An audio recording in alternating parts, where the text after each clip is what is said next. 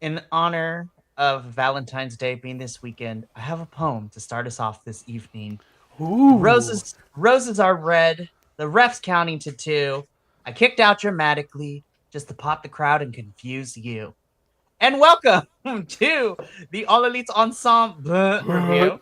I put on my poetry hat there for a hot second. Thank you. Thank you very much. What makes the poetry hat different than every other hat you wear?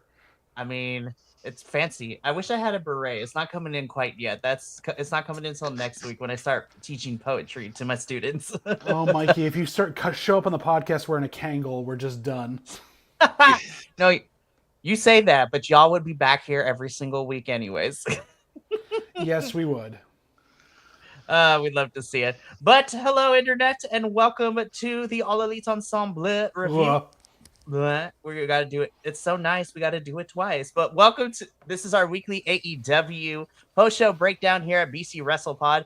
Of course, we have a trifecta of individuals here tonight. Of course, my name is Mikey. I am El Jefe of BC WrestlePod. I run the ones and twos. I do a lot of heavy lifting, but it is okay because it's worth it. It is worth it because I love doing this, and you know what? It all gives us an outlet to do something fun. And joining me this evening, first and foremost, we're going to talk about the name in a little bit as it pertains to a certain somebody. But Mr. Wheel of Yuda Cheese, JVL is in the house. Hello, JVL. Always glad to be here, and I hope you're hungry. I am. I'm going to eat some food after this. It's Eat like hunger. I am hungar. Anyways, and then rounding out our trio tonight is you know him, you love him. He is the lovable, well, he is the other lovable bear because we have two of them on this podcast in this whole entire group. Yes, Mr. Benny the Bear is in the house. Hello, my friend. Happy to have you here. Sure, make it all about yourself there, Mikey. Greetings and salutations. Gosh, Let's dang, rock bro. and roll. I was like, You know, listen, Benny, for a bear, you're being very catty tonight. for real, what is happening? Listen, according This bear's to got our claws. rar. Anywho. Oh man, it's gonna be one of those nights. I love it. But we are here to talk about this past week in AEW television. We are going to be covering the February 11th edition of Dynamite, as well as covering Grand Slam Australia, because I was just like, dang, I felt like we watched kind of a mini pay-per-view in Grand Slam Australia. And thankfully, yeah. no one broke an ankle this year. There were a couple close calls, but I agree with you, Mikey, there. I was just like, what is going on? We got to get this ring situation every time we're in Australia, but I'm also sad we didn't get to see the house show that they had there with all the other debuts we saw, so. For reals, we saw debuts. We saw some fun matches. We saw Moxley and Tony Storm just throw down because they could. We saw the Nutbush dance by the Australian wrestlers. We saw Wheeler Yuta wrestling the whole entire match in a beanie. God, that's going to be so much fun when it comes to our television next week. So we got a lot to cover. But before we get into all of that, if you are new here to BC WrestlePod, or if you've been rocking with us for a while now, you all know the drill. You can find our lives on YouTube, Twitch, and Kick, as well as the edited reviews that go up the following day on YouTube if you want to watch something that is less than an hour, and also to see a sped up version of us just rambling on, which is very fantastic. But if you're looking for something more self-contained, the social medias is where it's at. We are pretty much on every social media site at BC WrestlePod, where you can find our report cards, predictions. We just posted like where everybody is standing in the current predictions leagues. You and me, Benny, fighting for second. Listen, I have gotten a lot of text messages over this past weekend about how supposedly I have rigged everything. I was just like, it's not my fault that my predictions are correct because I picked them. Mikey, we discussed this on the. I have to say it here. It is your fault. You picked them. Listen, it's not my fault that I know what's going to happen a good chunk of the time. It's just like, yes, I it played is. to win. It's your intuition. This is all about you, Mikey. Take the credit. Yes. High risk, high rewards. I swing for the fences when I do these all the time. But it's 3 a lot points of fun. ahead. Jesus Christ. Shut up. But at least in the AEW league, it is still a very tight race because second and first place is only separated by 3 points. And then poor Professor's at the very bottom with no chance unless he gets a Hail Mary and AEW decides to go into Bizarro World for the last 2 pay-per-views of the season. You know what? I would love that if they did. It'd be much more fun to see a bunch of new stuff happen. So yes, let the Professor take us all down if it means new wrestling. So you can see all that good stuff on our social media that BC WrestlePod is. A great time to interact with us. Our out of context clips will either zoom in on my face, Jeff's face, or it'll zoom in on whatever cards on the screens. It's fantastic. Okay. What else am I forgetting? Oh, yes. We have merchandise. bcwrestlepodshop.fourthwall.com. And that link will be in the description of these videos below. But also, guys and gals and non-binary pals of the internet, we pay for a lot of streaming services to watch all these things. And we also pay for pay-per-views as well. So ever so often in the Twitch and YouTube chat, our little friendo, the coffee bot, will be popping up. If you want to help us pay for all these things, please do. It's not required for you to be and interact here because you can do that for free, but we would appreciate it anyways. Alrighty, now that I've done the intro bit, let's get into why we're here. That's to talk about some wrestling. So let's dive in.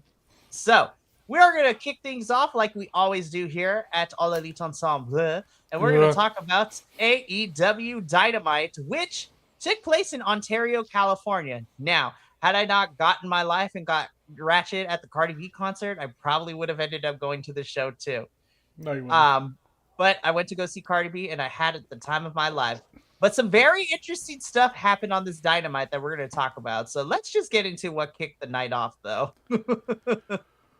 Who Kenny Lordy? Omega and Swerve Strickland face to face. I'm like, this was crazy. Who's the heel? Who's the babyface? Do we even know? Hey there, Nick. Hi, Nick. Coming into our chat. Shout out to Nick for having me on yesterday for his special Monday show where we talked about our Mount Rushmores of managers, and so it was really, really fun. Mikey, sorry for your loss this week. You look good with the shaved head, though, buddy. Shut up! I lost a bet. Well, what are you talking about? I had my head shaved yesterday too. The fuck you mean? So glad that I didn't lose that match. Oh my god. I was so close to winning, but anyways, I'll take the hit for this team. But no, so we start AEW Dynamite with the face-to-face with Kenny Omega and Swerve Strickland, and I'm like, the girls are fighting!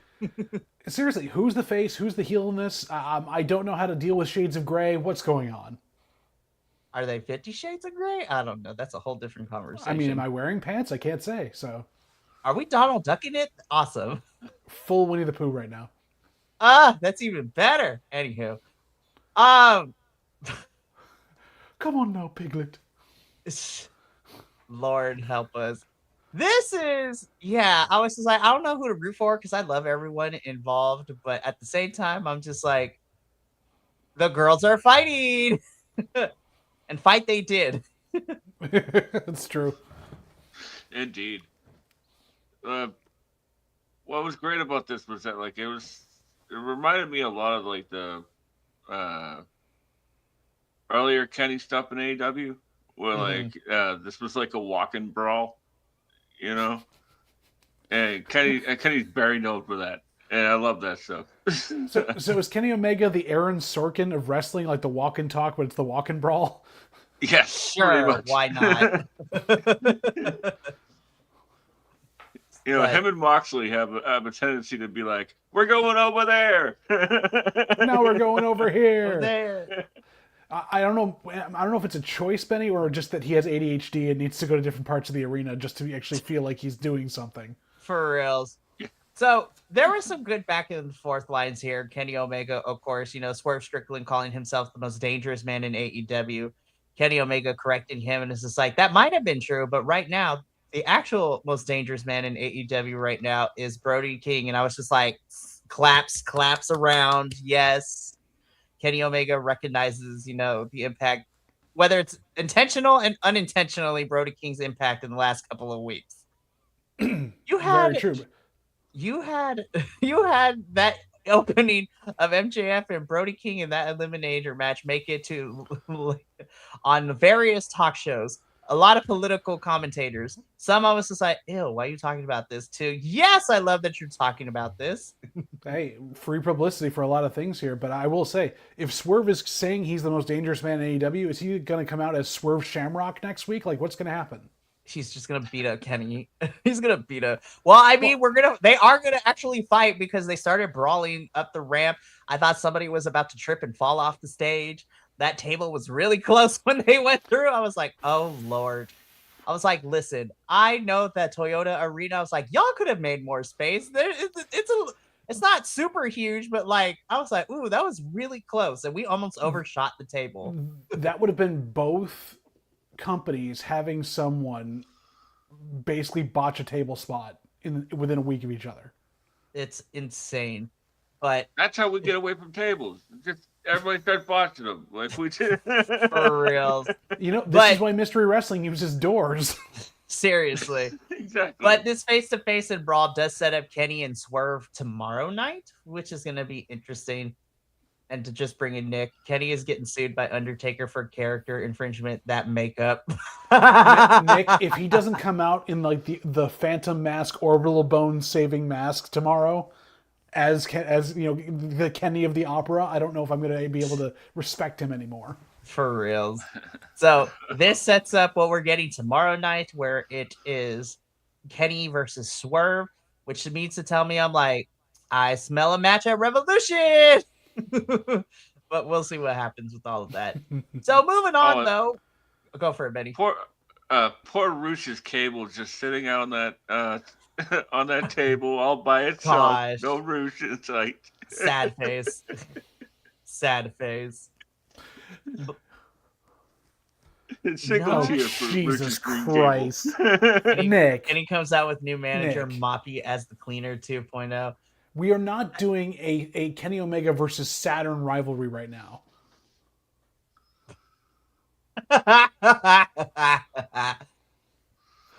Well, and the worst part is the worst part is TK would book that and still win Booker of the Year because of how bad the other company is doing. Seriously. Anyways, let's keep the show going because we cut backstage where we see Kyle Fletcher getting ready. Yes, getting ready for his TNT Championship match. And he basically tells Don, be like, I want to do this by myself. No interference, no shenanigans. And I was like, bet.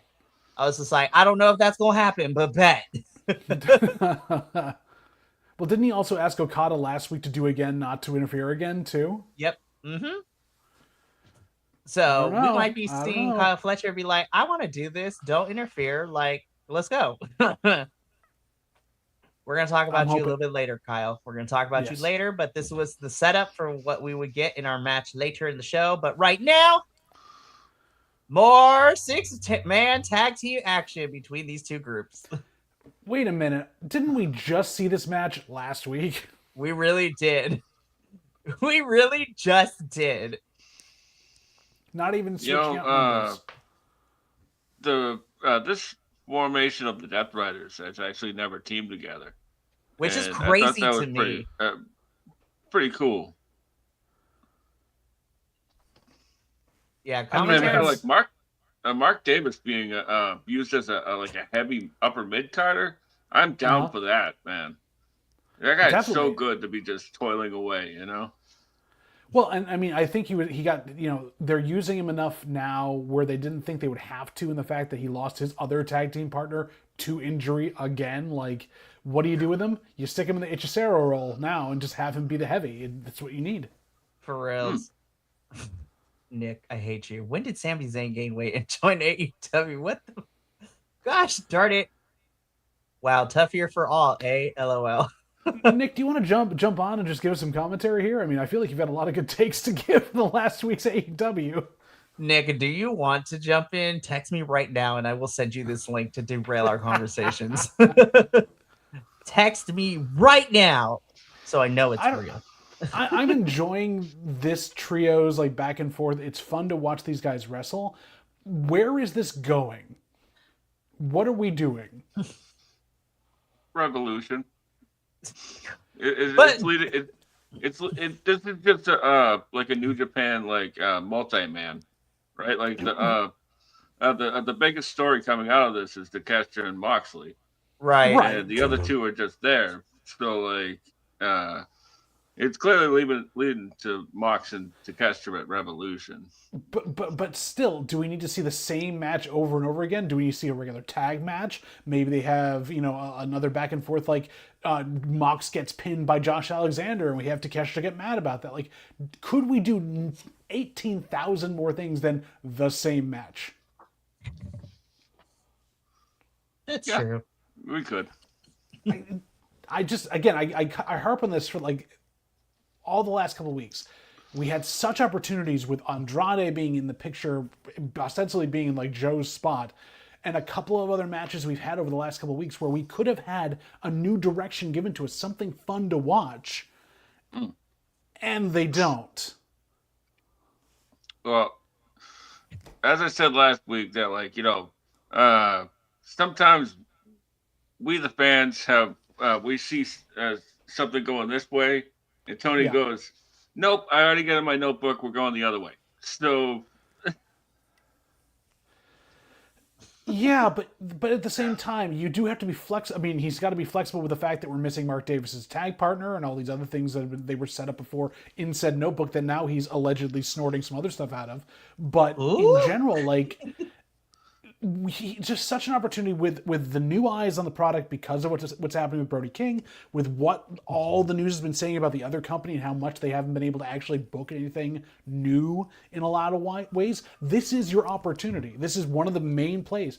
Now, would I like to say, hey, let's take this whole match off here and put some more women's matches on? Definitely. That would be much more fun, much more entertaining. But we know Tony's not going to do that. He's afraid of women. So it's going to be tough for him to be able to actually book those things the way he needs to. Damn. Yeah, I agree. Do I get one of the little things up there that my views are not the views of this podcast? No, not yet. So those are reserved for when we talk about the other promotions with certain naming conventions that are happening with groups, and we're like, hold up, let me put this up here. Oh my god! Looking at you, TNA, and what we're doing with Eric Young. This is out of control. Anyways.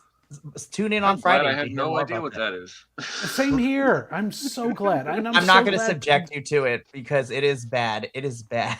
I am so glad that also some folks that I really enjoy as people are out of that little yard there and have joined up with a fun new promotion because of this house show. Seriously. So and I'll just do this pose, and Mikey and I will know. Of course it is. We're like, love you too. Alrighty. So, I mean, it is basically a repeat of last week, but we have the Death Riders go over here on Davis, Josh, and Takeshita, which I was like, all right, so technically we're 1-1 now. This is going into Grand Slam Australia with Mox and Takeshita, which, we'll get into a little bit later. But I was just like, oof, we'll talk about it when we get there. But right now, woo! God damn, Kyle Fletcher can never have a bad match, I swear to God. Also, if you look at them in their garb in this picture, it looks like Kyle ages into Tommaso Ciampa. This is a Pokemon evolution down. Oh, hold up. So joining us in to have a conversation about this and AEW in general, special guest, Nick is in the house. Oh, yeah. Temptress, you tempting tender slut. See, this is what happens when he loses. Welcome, Nick. That is our Tuesday AEW show. So we are just getting started talking about this TNT Championship match where we have Kyle Fletcher versus his future self, Tommaso Ciampa. God. I think I joined it at a good time, I guess. Or bad time. Who the hell knows? Because we're looking at a match here where Ciampa comes in for a shock title win just to lose it 2 weeks later to the guy that had it before, Mark Briscoe. What's going on here? I don't know, man. And he didn't even have the courtesy to tell Johnny Gargano that. I have a great deal lined up to go to AEW, and I'm going to be a big deal for about a week, maybe even a week. Oh man. Well, you know what though? That's more weeks than he got in the other place. So I'll take that too. Yeah, but, oh, come on. Well, what the hell is the point? Hot potato every title on this whole effing brand. Back to the people that had it before too, not even to new people. That's what I could was see gonna say. hot potato around and have it bounce for a while until it fits on somebody. No. We're just gonna keep throwing it backwards into history. So here's the thing: the match itself ruled. I actually really like this match, but exactly like what has been brought up so far, Kyle Fletcher loses it to Mark Briscoe. Mark Briscoe then holds on to it for a little bit and then loses it to Tommaso Ciampa on his first match against him, with Tommaso being in there. Tommaso has some pretty good bangers for 12 days, and then he loses it back to Kyle. It's like, Tony, there were better ways if you wanted Kyle to hold the title going into Australia. You could have did something that didn't require it to go to Mark, then to Tommaso, then back to Kyle, days before we go to Australia. What are we doing? Yeah, you could just keep. What should you they can have keep that feud going, or you just it diminishes the whole title, and that's the whole point of it. You have 12 titles already. Could Tommaso not have gone to Australia? Is he not allowed at this point? I haven't heard anything. The thing is, right? Allowed. All right, I'm gonna be Benny. swimming upstream on this one. But these the point was that Ciampa comes in and he wins the title in his first match, right? Has 3 or 4 bangers, then drops the title to show that he can still hang, right? And then we move back to Briscoe and Fletcher, because they've been building to this one for months, putting the numbers of their matches in the graphics, and they had to blow it off, right? They can't just be like, well, we're gonna wait a year and then come back, because people are gonna be complain about where's this feud coming from. Well, you could, but in the defense, that's always going to be there. If you have 3 and 3, right? Same thing with a rubber match in any rivalry. It's always going to be there. You could always come back to that. So you didn't have to do that right now. It just seems so. Everything is always, to me, with AEW, a week too early or a week too late. It's oh, definitely. and this whole week, and I don't mean to get ahead of your show, but this whole week could have been divided up into the 2 shows, right? You had Grand Slam and you had Dynamite, and you had 2 big changes in the whole landscape of the title scene in AEW, and you could have done that over the course of either this week in the 2 shows, or if you really, we all, let's face it, Tony reads the headlines, tries to grab headlines and steal headlines every chance he gets. Why didn't you do it Royal Rumble week when you had Thekla lose to Chris Statlander then? That's the moment to do that, to steal a headline. I can agree with you on that, Nick, a little bit too, but also the fact that he's also pivoting now with the fact of mainstream media watching the company because of what happened with the F-Ites chance. Maybe it's a little bit back and forth to kind of get them to see it, but that doesn't fit into this setup here. And to answer your earlier question, that Tommaso told Candace, but then she told Johnny and Johnny forgot. That's the only reason that's what happened here. He knew about that thing, but it was passed on the right way. I don't know. I want to know where this is going to go from here now, because what happened at Grand Slam as well, you've got it back on Kyle, who was ostensibly going to the main event picture, but now you're having 12 people circle that drain that have been there for years. Are we just stagnating, or are we trying to get ourselves through the end of the year with AEW and start new after Revolution? The crazy thing is kind of Revolution starts the whole year off too. Revolution starts the whole calendar pay-per-view cycle technically, because we start with Revolution and we go all the way to World's End, because it's literally called the World's End. So here's my final stance on all this, right? I really did like this match. I have no questions, no qualms about it. This was a banger match. I had questions. I'm okay with Kyle having it, but my only big red not even a red flag. My big red question mark written out in red Sharpie is what's next for Tommaso? Because if he came in, got this title, held it for 13 days, he could still run with it. So what's next? So what are we doing with Tommaso next? Because if Tony doesn't do anything with him, I'm like, okay. But Mikey, so I just not to derail us that much further, but like, does it not signal some sort of like Fletcher was flirting with the main event scene, and you figure, right? You like when you're done with the mid card title, you move up to the main event scene, and he's the proto star. Like everyone agreed. I think I don't want to speak for anyone on this show, but like that he's the next big star in AEW, right? And men's star that they're going to hype up. So is it concerning that now you're throwing him back in rotation with a mid card title? I think, to be honest, it might be. I mean, we're only talking about him getting it back and then, going to Australia with it. And this is such a cliche to say, but honestly, this is what helps. Like, honestly, I have to see what we have. Like I just said for Tommaso, I have to see what we're doing with Kyle over the next couple of weeks leading into Revolution as well. And so, which I know is a cop-out answer, but honestly, I don't. Usually I have an inkling as to where we possibly might go based on what we've seen so far, but this is one of the few situations where I'm like, I honestly don't know where we're going right now. And I'm kind of intrigued by that, and I'm excited, but I'm also a little worried too. So I have to take it week by week basis, and then we can go from there.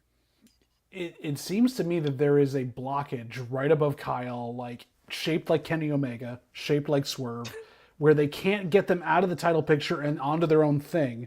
And so they put Kyle back down also because the mid-card has now been spread so thin because there's like a bunch of mid-card titles that there really isn't ones that can play around with just the TBS or the national or the international or the Continental Classic or the whatever. There's like 12 belts sitting in the mid-card. So you really can't pull one person up to put him in the main event scene because then what else can they go for? They're not pulling Hangman down to win something. They're not pulling Swerve down to win something else. Hell, Kenny Omega go win the freaking national title from Ricochet. I'd watch those matches in a heartbeat. That'd be so amazing. And maybe this is just me. Like when we had the international championship, when Orange Cassidy was international champion, that is probably one of my favorite runs for any mid-card title belt AEW has done, because it started with Orange going around the world, but he would be defending that thing against everyone, everybody, and anyone. And that was probably one of my favorite mid-card title runs in recent years because, Orange was fighting and putting over everyone, even when they lost to him. But I think Kyle Fletcher will hold AEW World Championship probably by the end of this year, if not beginning of next year. But I need to see where we're going with him. I need to see where we're going with Tommaso too, what plans that Tony has in store for them. But again, love the match. Yeah. Kyle Fletcher wins this championship. And Benny, you saying something? I was gonna say is that they're clearly doing something with because they still have that telenovela storyline with Okada, Takeshita, and Fletcher, which there's so much going on. Well, you asked what they're doing with them next. I said that. No, that's what I'm saying. I was just like, it is a whole telenovela because we got like 18 characters all involved. It is great. I mean, we literally have sure, why not? And also, we have Andrade, who is our telenovela villain. Like, come on now. Honestly. Yeah, right. Out here taking pictures with wrestlers in the crowd. We're going to talk about that when we get to Grand Slam Australia, but we'll see where these two paths go for Ciampa and Fletcher. I'm nervous, but I'm excited as well. But Nick, thank you for popping in. If you got to go, you can, or you can just stick around and futz around with us. Yeah, fellas. Always a pleasure chatting with you. Thanks for having me. Yeah. All righty, Nick. Thank you so much. Talk to you later, my friend. Be like, God, he's so annoying. No, just kidding. Love you, Nick. I mean, he's definitely my third favorite bald person in this room. So Hey, you know what? It is great. We love you, Nick. Thank you for being here. All righty. It's a pleasure. The door is never truly closed. It is forbidden and it is open. Mikey, your back door is always forbidden and open, but we understand that.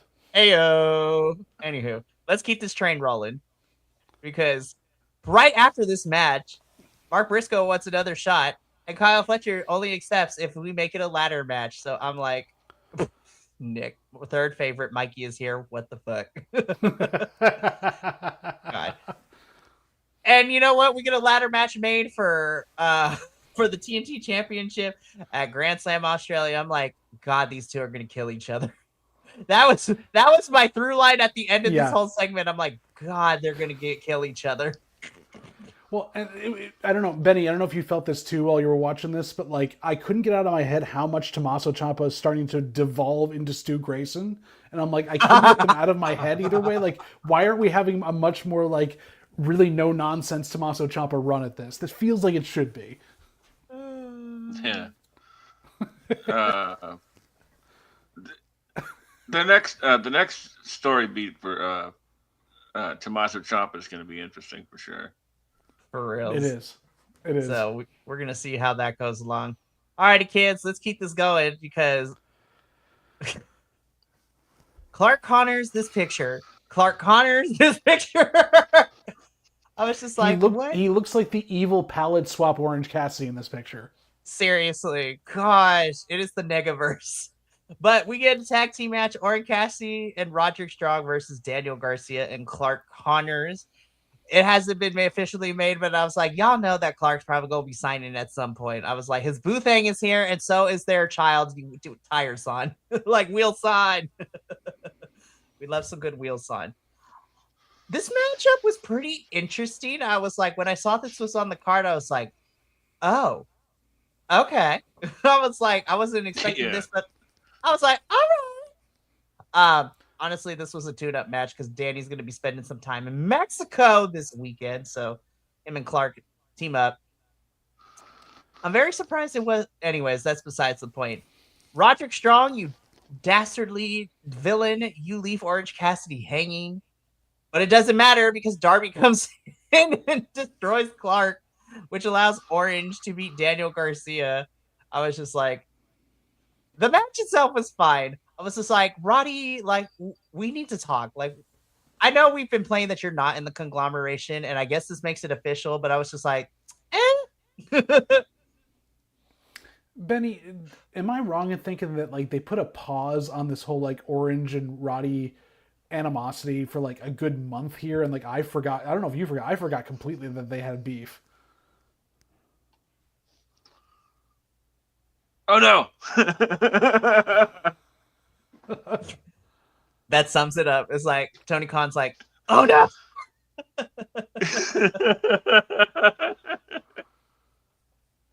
That is a soundbite. Somebody clip that right now.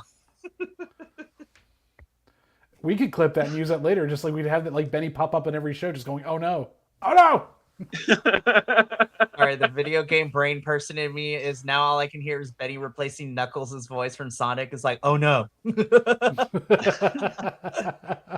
Anyways, can I be honest with you guys? I like everyone involved please lie to here. Me. Just lie to me. Okay, I mean, I've been lying to you for 3 years. Anyways, no, I like the people involved in this match, but I was like, whatever about this match. I was just like, It wasn't bad, but I was like, It was out of nowhere. For reals. I mean, I guess. I like. Go ahead, Betty. I like go, Betty, the idea of. Am I lagging? Slight, but you're fine. Okay. I sort of liked it. Like at first, I was like, when I saw the graphic, I also was like, all right. But then they did like the lower third promo, and that left more questions. It's like, okay, I fine. am so confused. Essentially, what they said: shut up and watch the match. It's like that SpongeBob meme. Gary, you're gonna eat your dessert, and you're gonna like it. Well, let's be real. So, this match served, I guess, it served two purposes, if you even want to call it that. One, Darby is about to get that ass. He's still after Clark and Gabe because they're not done yet. And I was just like, oh Lord, help us. Danny gets pinned here. But really, this also sets up for what happens afterwards. And I'm like, Wheeler Yuta, you butthole, you dastardly villain, you asshole. How dare you cut a lock of Mina Shirakawa's hair? I was just like, that is crazy. So this was also a lot too, because Orange wins. Tony comes out and cuts a promo. We have kidnapped Mina and dragged her on stage where Wheeler cuts a hair off of Mina Shirakawa. And I was just like, this is a lot. This is a lot. How did you wrangle all these people to get in for the ending we got at Grand Slam Australia? Like, everyone's willing to lose a piece of hair just for this.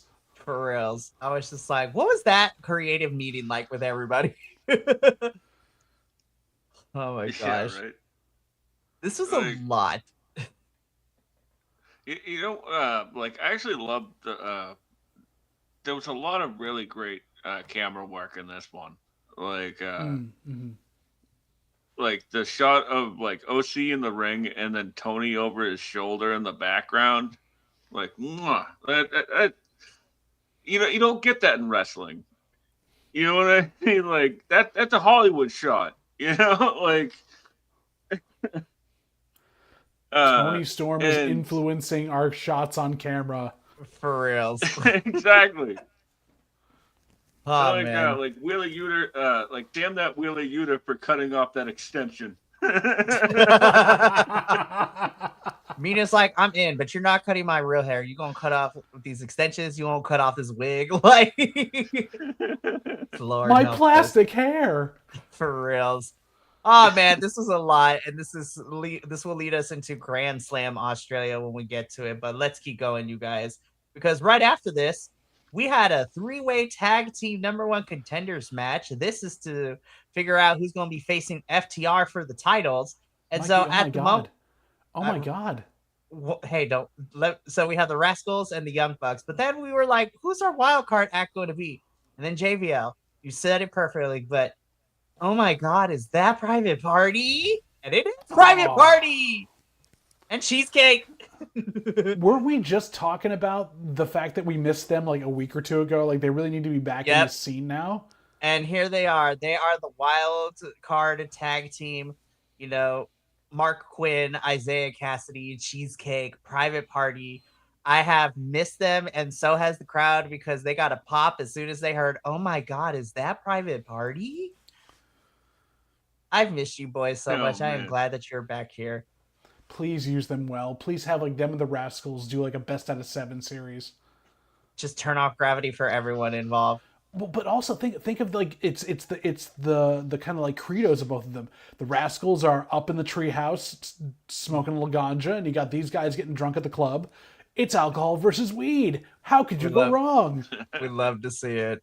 But this is a really fun triple threat #1 contenders match. I'm just like, I think, again, we said it for weeks, but the Bucks are having a good time with this run now that they're back to Super Kick Party, all the fringe Bucks. And the Rascals are great. It was really nice to see Myron be able to get some action in here and kind of like, quote unquote, this is technically his first match. Being signed to AEW, teaming up with Dez, which makes a lot of sense because Zach took a big beating last week in that parking lot brawl match.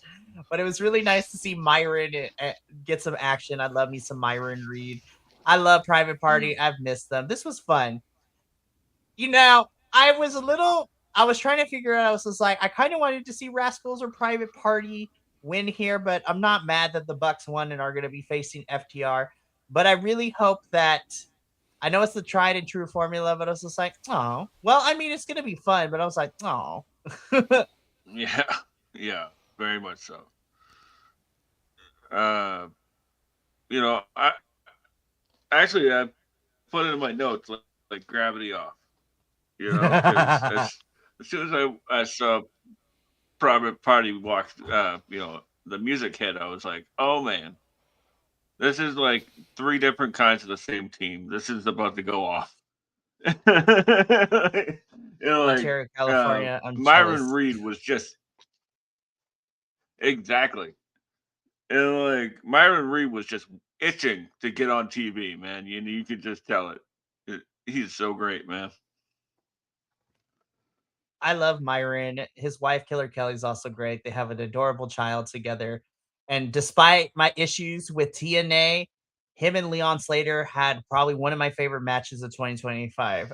Like Leon Slater, Myron Reed was insane. I was just like, Leon Slater.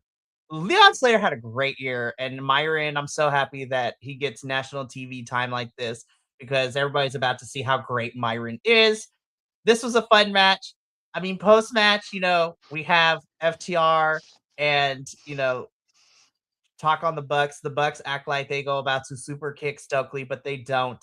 And this is setting up our match down the line between the Young Bucks and FTR. Oh man. Like I love these two teams. But you know what we always say, like, we could use a break. Yeah, I could just never see this again. I'm okay if we don't see this for the rest of this year. Not gonna lie. Like, so the match but is one gonna be thing fun, I but I'm did like, like I'm is tired of that seeing this.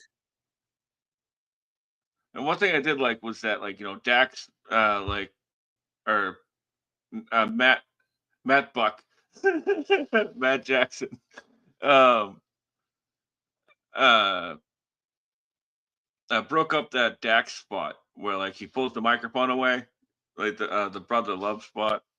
Like, oh man, it probably paid off, is what I'm trying to say. It definitely did. And again, the match is going to be really, really fun. I'm excited.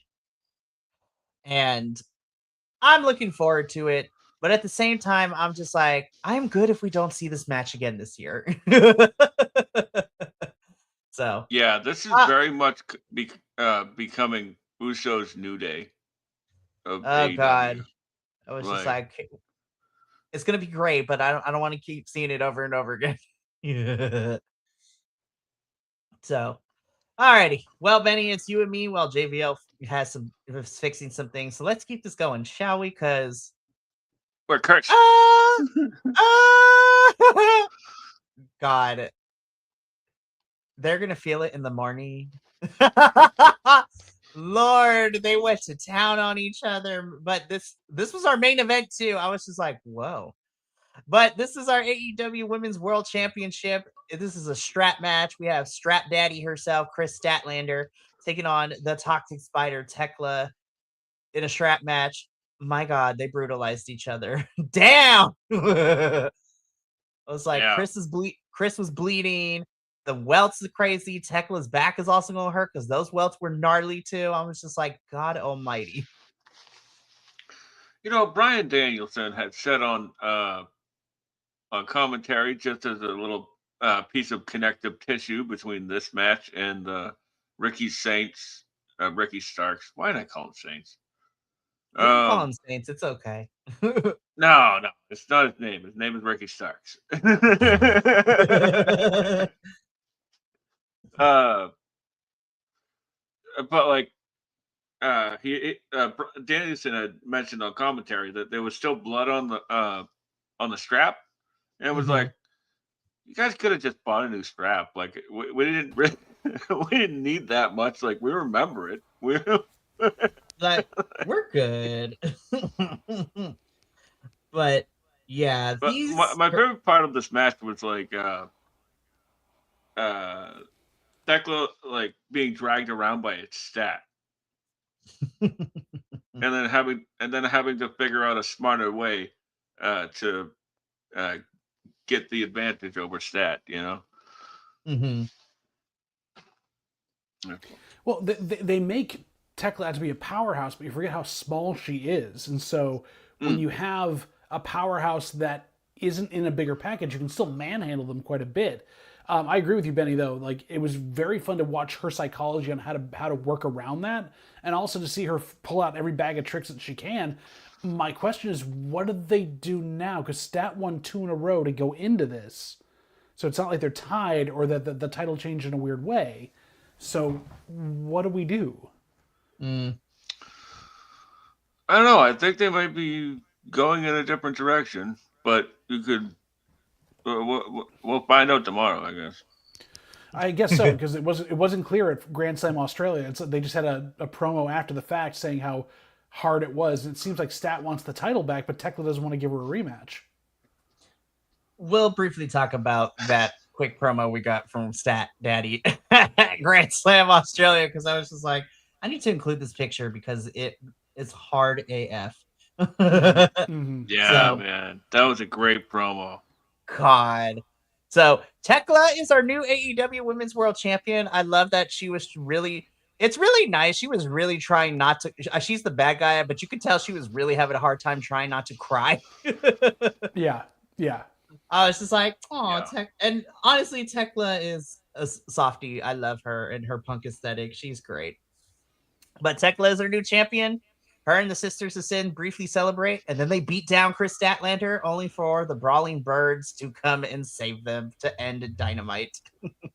Yeah. With pipes and something else. I was like, guys, we just had blood and guts like not too long ago. I was like, what are we doing? Benny, those are perches because they're birds, obviously. They're perches. Oh my gosh. Oh, I see. Yeah. Squawk on. All right. Squawk on. All right. That was Dynamite. Now let's get into Grand Slam Australia, because we only have two wrestlers that we know are popular from Australia. Harley Cameron doesn't count.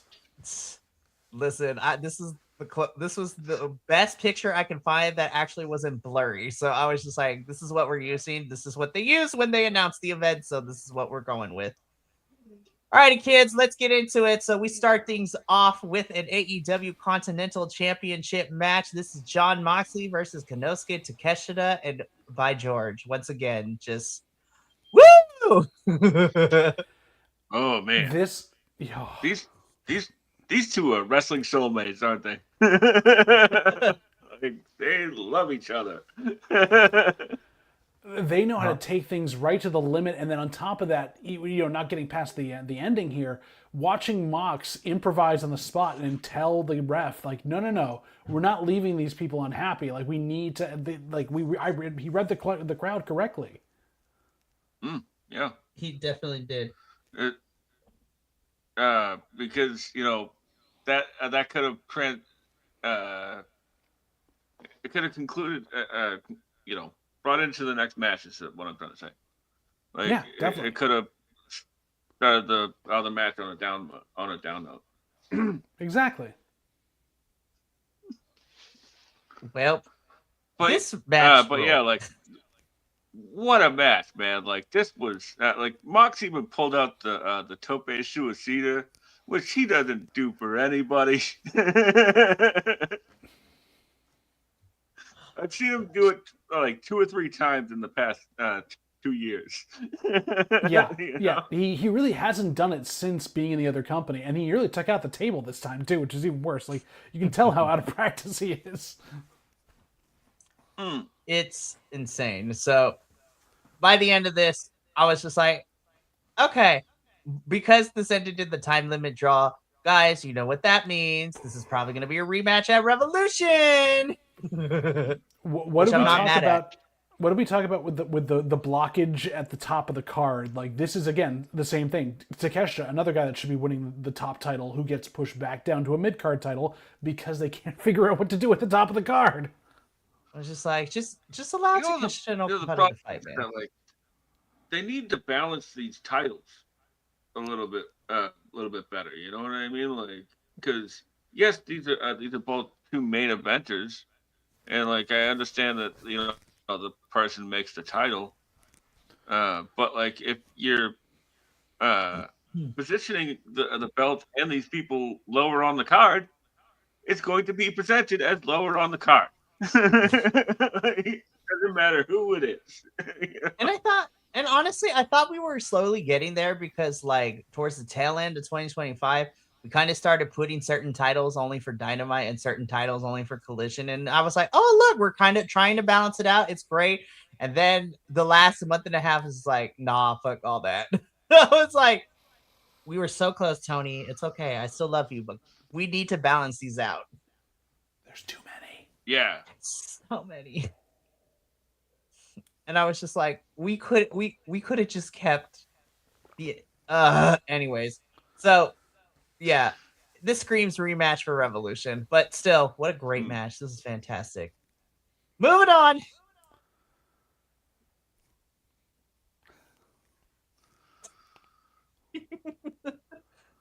Moving on. Damn that YouTube censor. This is such a badass photo, man. It really is.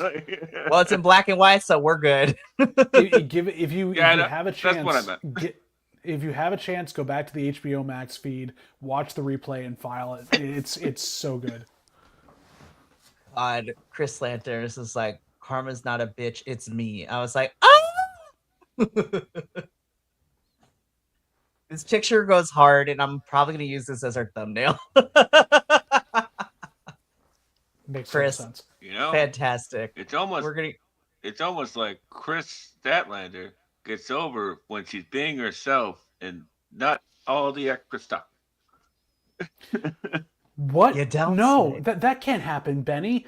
She's in the women's division. She has to have 17 things about herself that really don't matter at all, and another persona that really doesn't work against anybody else in the division. So that's how you get over as a woman wrestler, according to most of the old white men that run this business. Ooh. Exactly. We dropping truths here tonight, which is true. But no, Chris, this picture goes hard. This promo went hard. I'm like, yes, this is gonna be fun. Keeping this going though, we go from Chris to her friendos, because next up we have our AEW Women's World Tag Team Championship match. The Babes of Wrath, Willow Nightingale and Harley Cameron, hometown girl, taking on Mega Bad, Penelope Ford, and the Megasis, Megan Bayne. Harley is now 1-1 at Grand Slam Australia. I'm so happy she got the win here. This picture also goes hard. Harley. She was the one that pinned as well, so that's good to give her the pin. Yes. But I was just like, this was a fun match. This definitely felt more like a collision match than a Grand Slam Australia match, but I still had fun. This was a fun match. And obviously, this is, unfortunately, is used as a vehicle for what happens afterwards. But before we get into that, Benny, what did you think of this match? I thought this was really fun. Like, I think everybody played their part very well. I'm great. I'm really happy Penelope Ford is back. Penelope is like just a natural. She picks up right where she left off, and man, that trio is gonna look insane. Do we see women's trios belts appearing in the near future? Oh, let's get this one on track first. For real. I agree with you. I agree completely, but maybe like in 2 years, but not right now. We don't need more belts, Tony. Please, no more. We don't even have enough tag teams for the tag team division. For reals. Lord help us. Yeah. Well, I mean, let's just get into it. So we kind of started talking about it, but post-match, Babes of Wrath don't get to celebrate for long because we get Miss Lena Cross coming in and siding with the Megasis and Penelope Ford. And then Tony would later go on social media and give us the Lena Cross is All Elite graphic. So Lena Cross is now signed to AEW, and she is with Megan and Penelope, it seems. Total sidebar, but this has to go with signing in my brain. How long until the Inspiration win the tag titles? Honestly, I wouldn't be surprised if very soon. Benny? Well, I'm gonna play Thumper on this one. He's like, no. Bring it. Come here. Come on. Bring all the heat. Okay. Well, how do I say this? Just say it, man. Okay.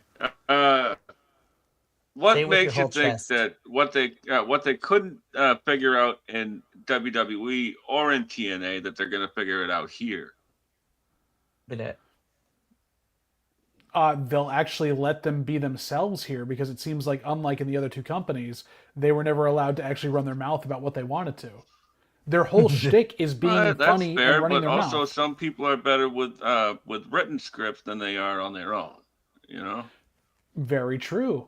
But if you are playing, I think if you're playing characters that are catty in the first place and really want to play up that kind of back end of it, where they can be the chicken ass heels that you never see anywhere else in AEW and actually be that niche here, that is even more funny to me than what they had in WWE, where they were like forced to work every once in a while. This is that kind of like flavoring you have in the tag division where you don't need to be able to really work as well as the rest of the girls.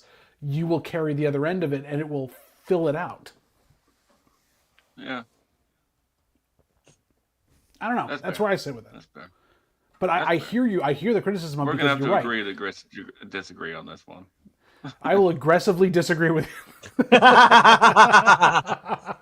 Because all I want to do is agree with Benny because Benny's the best, but I can't agree with Benny on that one.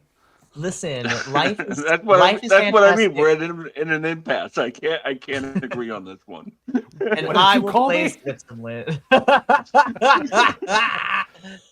No, so we'll see how the inspiration do.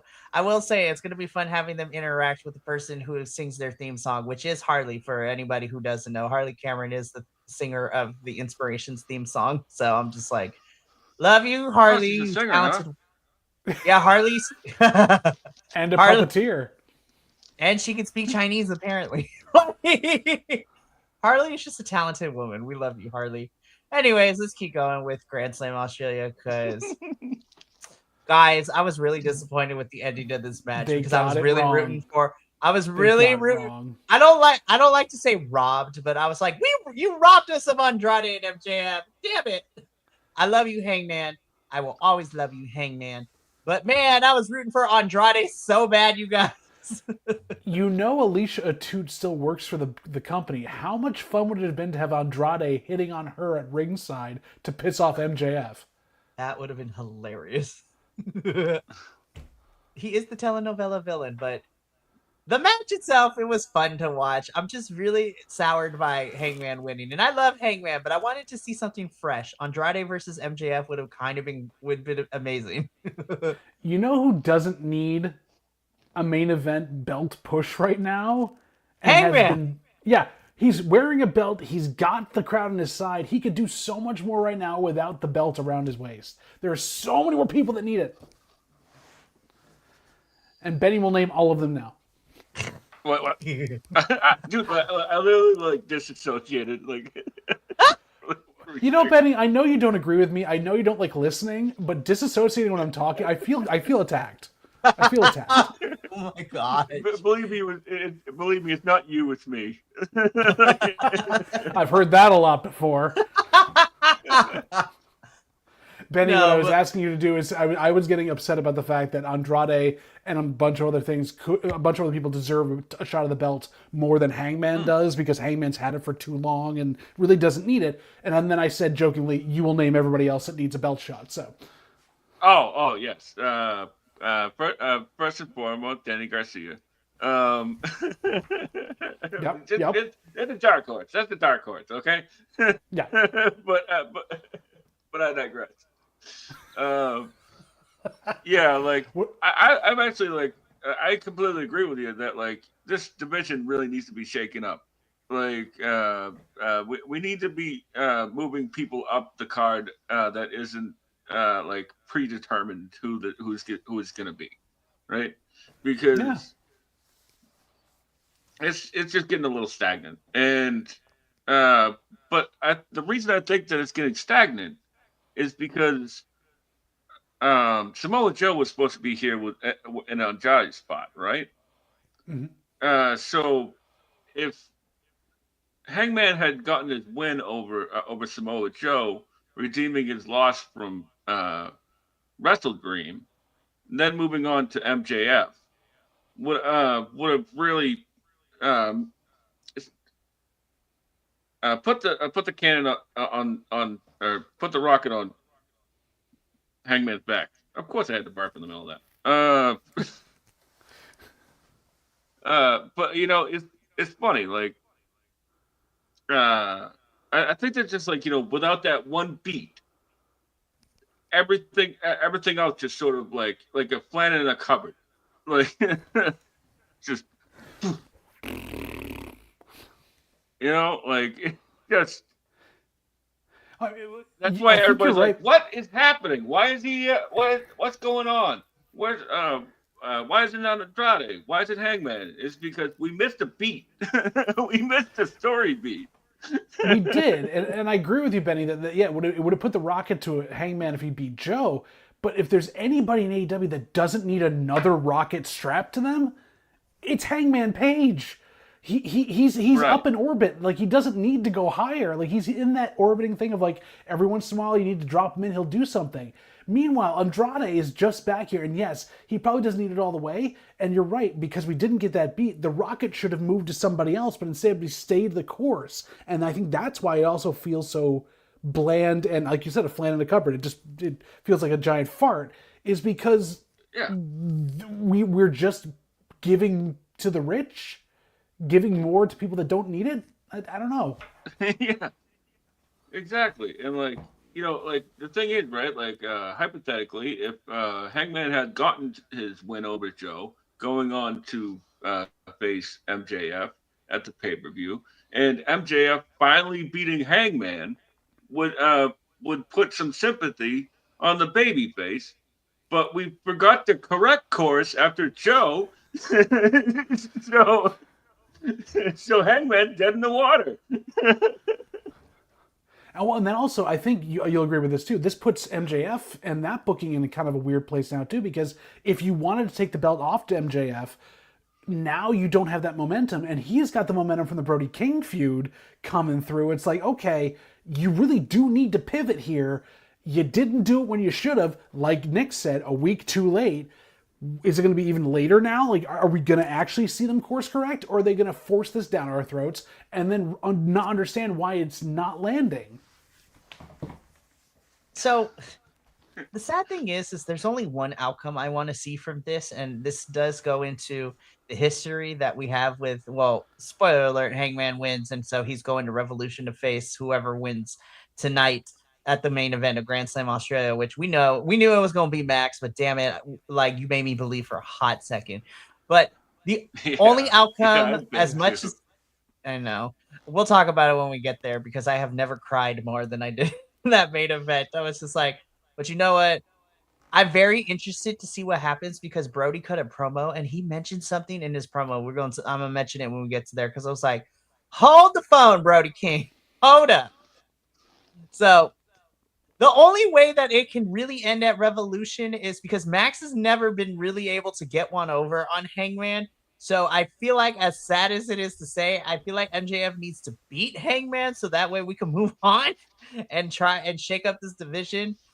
Because I'm like, Hangman doesn't need to again, like you said, JBL, he doesn't need another rocket strapped to him for a world title push.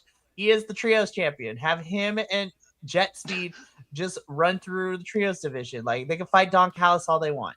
Like, you say division. I know. Yeah. I know. Yeah.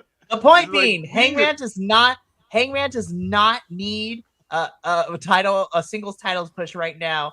And MJF needs and I hate saying this word, but MJF needs to win at Revolution, because I love Hangman. But I'm like, why do we give MJF the title if we're going to put it back on Hangman? The fuck? Does, like, winning the trios title just, like, automatically get you a world title shot now? Now listen, if they make the trios championships like AEW's version of Option C for the X Division Championship in TNA, where you win it and you can get championship match of your choice, but you got to vacate the title, like,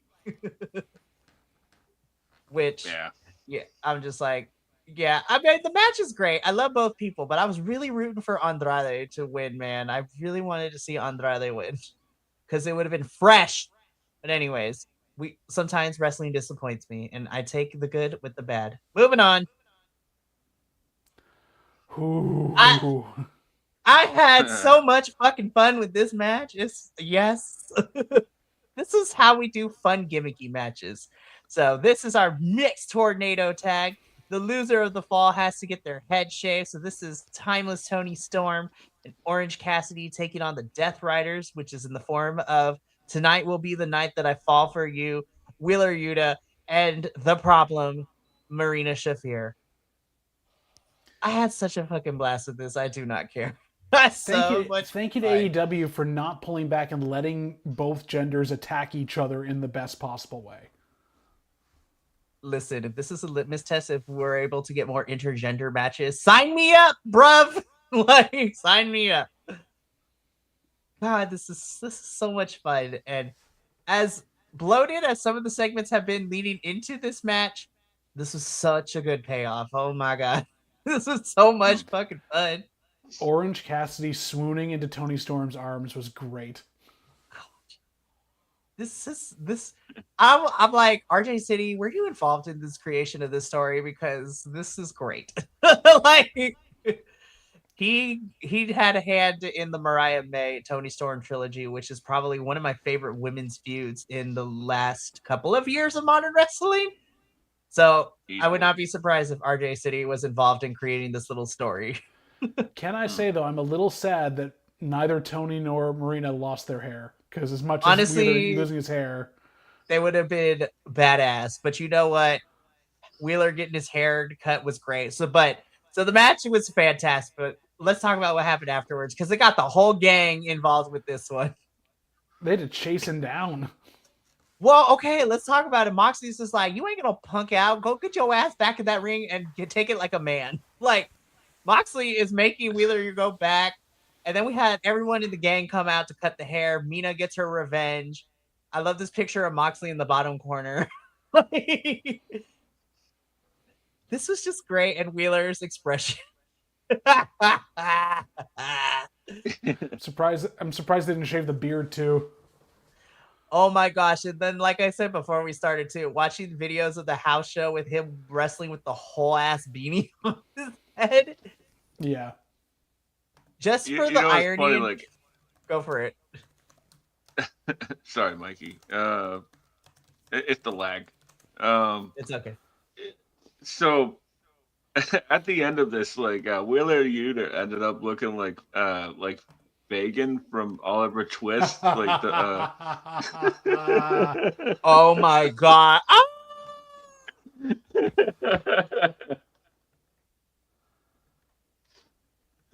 Oh man, yeah. What a great, like, I love the way that they've been like building to this. Like with like just a little bit of intergender stuff in those mixed tags, you know? Just a little taste, so that by the time we get here, it's on like Donkey Kong.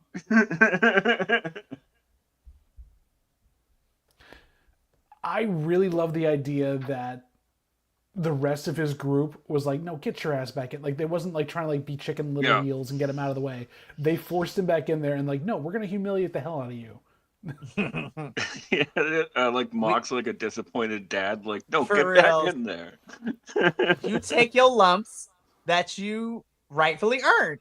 And so again, the whole gang was out here. Luther, Tony, Mina, everybody was getting in on the head shaving action, and Wheeler, you a real one. You a real one. Well, and I think Benny was about to say, right, Marina holding his hand the entire time. Yes, exactly. Marina is the scary emotional support person you want when you're going through change. Love it. I love that, you know, this is probably the first hair versus hair match I've seen where nobody busted open the other person with the shears. For real, thank God. Yeah. We actually know how to use these clippers correct. Oh, man. They got the lawnmower 2.0 with the skin safe stuff on it. Oh, my goodness. This was just pure fun. And honestly, more of this, please, AEW. This was glorious. We loved it. So we go from, you know, laughing out loud and having a great time to clutching our pearls, because goddamn. Oh. I already knew this was going to be crazy because it is a ladder match. And when I look at both participants, I'm like, they both fucking crazy. They went ham, cheese, turkey, and bacon. Good God, I thought they died in multiple parts here. Brainbuster off the ladder. Tony Schiavone not being able to call any move he saw because he forgot what they're called. It was crazy. Yeah. Bless Tony. But yeah. Mark Briscoe really had gave Kyle Fletcher his life. Seriously. That brainbuster off the ladder was gnarly.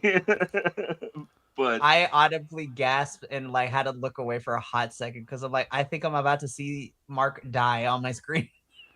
The froggy bow onto the ladder that didn't break. Oh. That hurt. That hurt me watching.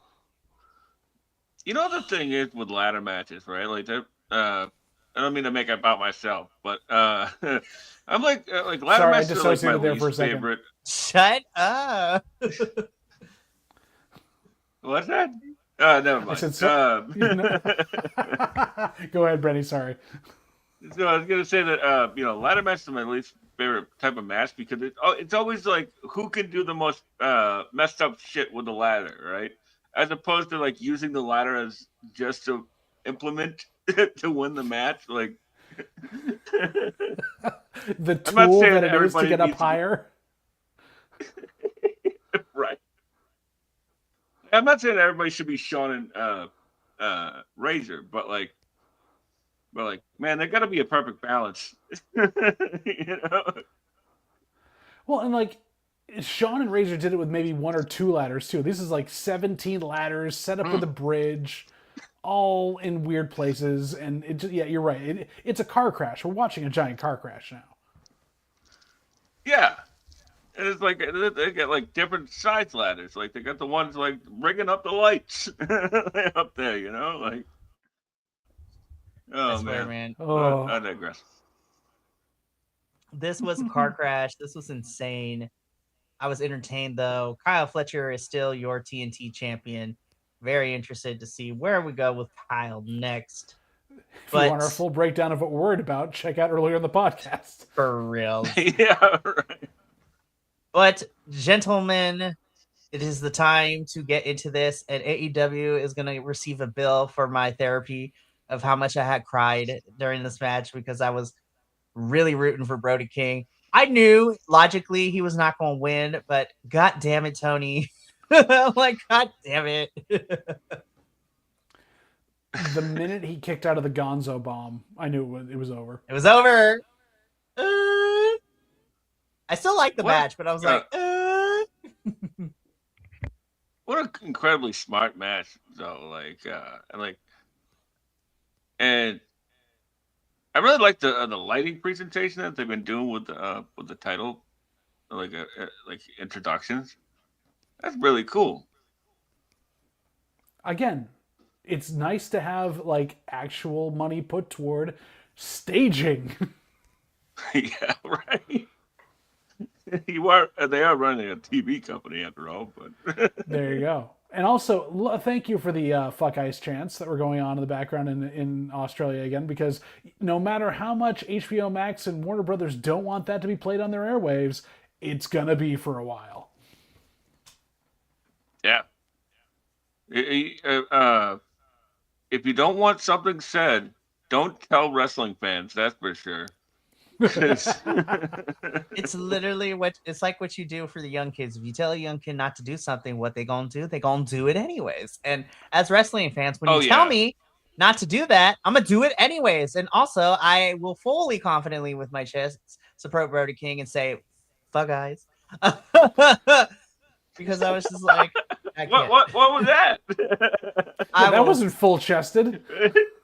Listen, you can't see my full chest because then we get demonetized.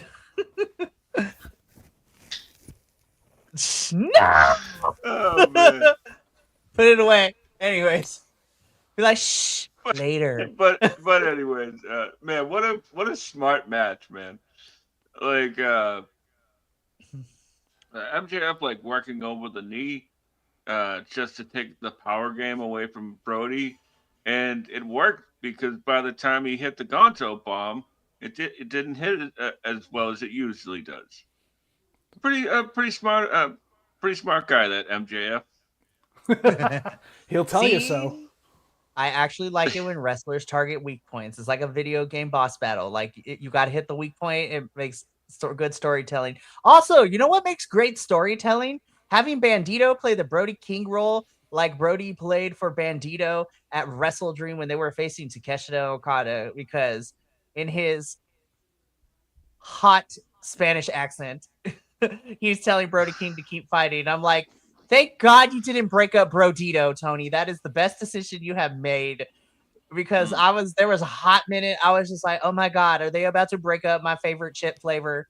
But no, I'm really happy to see Brodito still going strong. And man, I was getting teary-eyed, but watching Bandito play the Brody King role and returning the favor of cheering on Brody King, that's when the waterworks happen. I'm like, oh my God, professional wrestling is great. I don't cry for a lot of things in wrestling, but I was like, God damn, this match made me cry. I was just like, I want Brody King to win so damn bad. Oh, me too. It's funny, like that.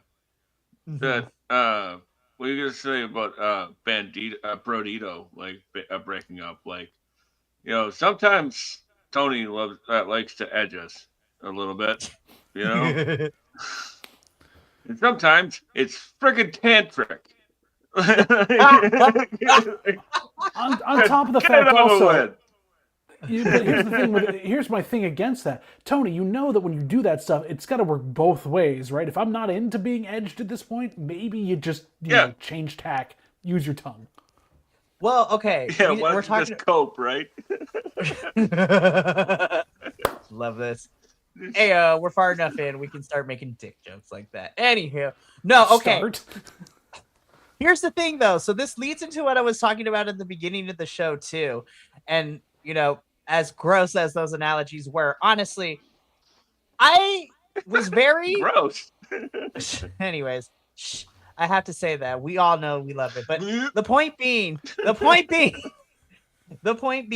Brody King has something very interesting to say in the post-social media, promo that he did. He's disappointed. But you know what? Now he's hungry for the championship, and he's not done. And then he drops Wednesday, February 25th, and just leaves it at that. I'm like, oh my fucking God, are we about to get a rematch? I was like, are we about to get a rematch? And so I started doing some digging. I'm just sitting here, and I'm just like, wait a minute. Where are they going to be? February 25th? I'm just like, And so I forgot to save the picture when I was looking at it earlier. But February 25th, they're going to be in Denver, Colorado. And I'm just sitting here and I'm just like, Tony Khan, don't fucking do this to me again. I was like, what does that mean, Brody? Are we getting a rematch? Are we about to do something else? What is about to go down in Denver, Colorado next week? Do maybe we see he takes on Hangman for his spot? Oh my God, I actually would really love that. And I want Brody King to win that and go on to face MJF at Revolution. Have the anti-ice guy win in Los Angeles, which is full of my peoples. Let's do this. And also, I probably will cry because I will be there live. And Tony Khan, if you want BC WrestlePod tears celebrating amazing wrestling, please, please, please. But I'm very interested to see what Brody meant for Wednesday, February 25th for Denver, Colorado. He's taking on Bandito for the ROH Championship.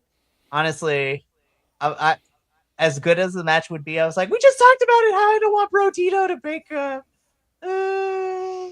But so we're gonna tune in. We're gonna see how that goes down next week. But afterwards, Hangman comes out, signs the contract.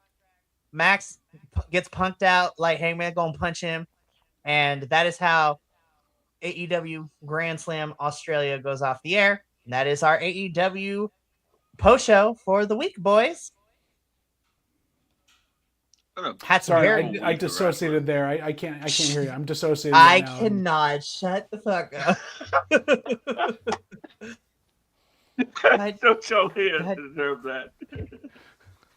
Fucking JBL, man. I swear to you have the Lion, the Witch, and the audacity of this bitch. Anywho. God, I love Tuesdays, you guys. As chaotic as they are, they really are the highlight of my week. And I'm looking forward to even more crazy shenanigans next week because when we come back next Tuesday, we'll be covering the February 18th edition of Dynamite coming to us live from Sacramento, California, and the February 21st edition of Collision, which is coming from Oceanside, California. I was just like, wow, Oceanside getting some love. That's kind of crazy out here.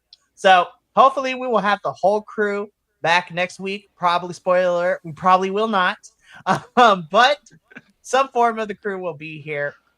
And we still got some cool things happening this week. There's a lot of fun stuff going down. So tomorrow night is the double header. First off, at 5:30 p.m. Pacific, you have myself, Kilt, and a special guest co-host for the next 2 weeks as Papa Oso is directing and having his play go on for the next 2 weeks. So we will be taking on our NXT Post-Show Breakdown as they just announced our next pay-per-view for NXT. So Vengeance Day is upon us, which is crazy. Then at 8 p.m. Pacific, you will see myself and Papa Oso and our digital co-host, Agent Lo-Fi, break down CMLL, where we had a send-off for all of our CMLL talent who's going to be in Japan for the next couple of weeks, part of the Fantastica Mania tour. But we are also setting up one of my personal favorite tournaments in CMLL that they do the year, the Torneo de Escuelas. So this is all the wrestling schools. There are 12 schools participating, and we're going to see all of them fight each other for the next couple of weeks. And I'm so excited for that. But then we go from Mexico, and on Thursday, we fly across the pond to the UK because we have another Progress show. We are breaking down, and it is Progress Wrestling's Chapter 190 in Brightest Day. So the Progress crew will be here Thursday night to break that down. And then we end the week with the TNA crew as we will be breaking down the TNA No Surrender pay-per-view, which had some very fun matches. But honestly, you guys should tune in to watch. Papa Oso will go off. It is going to be crazy. The text messages that I received for a certain outcome of a certain match has him. He is our heated angel of the week. So if you want to see people yell about wrestling, I mean, you should watch all the shows, duh, but Friday's going to be crazy. But man, we are getting into it. And then, there's so much happening. March is packed, April is packed, and May is jam-packed with stuff. So stay tuned for all those announcements. But we're going to get up on out of here. So thank you so much for tuning in to All Elite Ensemble. We will be back next. Yep, we will be back next Wednesday. Hopefully the whole crew is here to talk about AEW Dynamite and Collision. But until then, from all of us here at BC WrestlePod to you at home, remember, take care of yourself, love one another, stay iconic, and more importantly than anything, you always deserve to finish your story. We'll see you tomorrow for our double block of NXT and CMLL. But until then, sayonara, adios, and until next time, peace.